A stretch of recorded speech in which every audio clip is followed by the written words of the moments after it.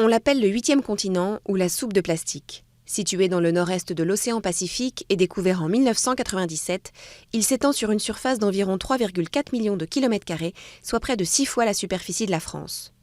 Il est peuplé de déchets en tout genre produits par l'activité humaine et de microparticules de plastique. Au cours des 40 dernières années, leur concentration a été multipliée par 100. S'il est dérivant, ce continent est emprisonné par les courants.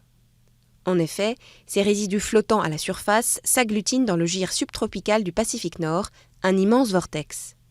Ils s'amalgament ainsi dans cette zone, point de rencontre de courants océaniques qui s'enroulent sous l'effet de la rotation de la Terre entre les côtes d'Hawaï et de l'Amérique du Nord. 4 autres vortex marins dans lesquels se concentrent des millions de tonnes d'immondices polluent nos océans.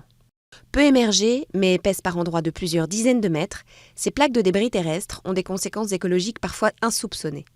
Confondus avec le plancton, ces détritus en décomposition sont ingérés par les mammifères, tortues et oiseaux et obstruent leur système digestif. Mais dans le Pacifique Nord, cette masse d'ordures constitue un milieu propice à la reproduction d'une espèce d'araignée d'eau, l'Alobat sericeus. Cet insecte, capable de vivre dans un milieu marin, a besoin d'un terrain solide pour pondre ses œufs et ce lieu lui fournit un incubateur de rêve.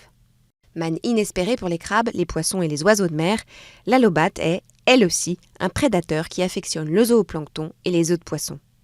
En pleine prolifération, cet insecte menace aujourd'hui de déséquilibrer l'ensemble de l'écosystème.